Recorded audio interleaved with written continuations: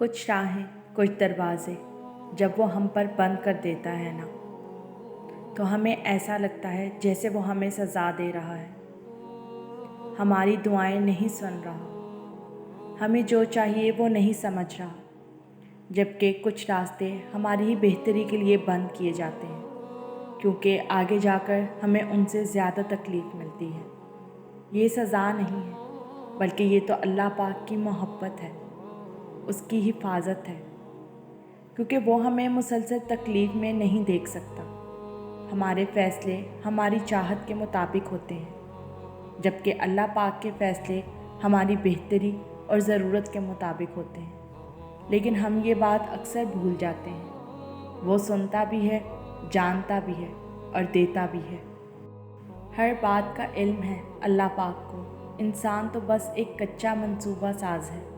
ہم اکیلے اور تنہا کبھی نہیں ہوتے، یہاں تک کہ جب ہم کسی بیاباں میں ہوں تب بھی یہ مخلوق موجود رہتی ہے۔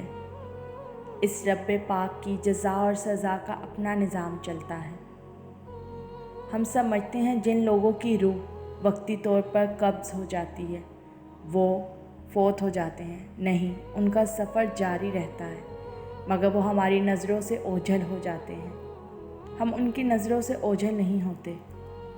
اللہ پاک واقف ہے تمہاری ہر چھوٹی سے چھوٹی اور بڑی سے بڑی پریشانی سے۔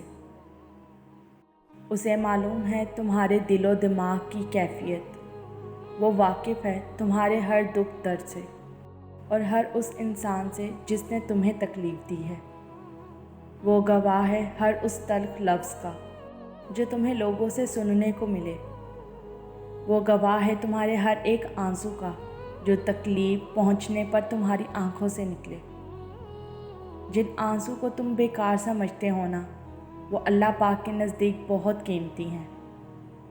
وہ گواہ ہے تم پر آنے والی ہر اس آزمائش کا جو تمہیں اس کے قریب لے آئی، ہر اس دکھ بھرے سجدے کا جو تم نے اس کے سامنے کیا۔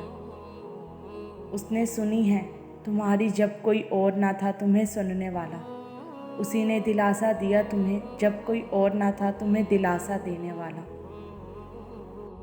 اسی نے سمیٹا ہے تمہیں جب کوئی اور نہ تھا تمہیں سمیٹنے والا۔ اپنے اوپر آنے والی تکلیفوں کو تم بھی بھول جاتے ہو، لیکن وہ نہیں بھولتا۔ خود کے ساتھ ہوئی زیادتیاں تم بھول جاتے ہو، لیکن اسے سب یاد رہتا ہے۔ بے شک میرا رب ہر چیز سے واقف ہے اور وہی بہتر انصاف کرنے والا ہے، اور تمہارا رب بھولنے والا نہیں۔ جس گھڑی میں نصیب سنورتے ہیں نا، کچھ لوگ تکیے پر سر رکھ کر سو رہے ہوتے ہیں اور کچھ لوگ مصلے پر سر رکھ کر رو رہے ہوتے ہیں۔ سونے والے خوبصورت خواب دیکھتے ہیں اور رونے والے خوبصورت تعبیر پاتے ہیں۔ آپ کا مستقبل آپ کا منتظر ہے، ممکن ہو تو اسے رات کے پچھلے پہر میں یعنی تہجد میں منا لیجیے۔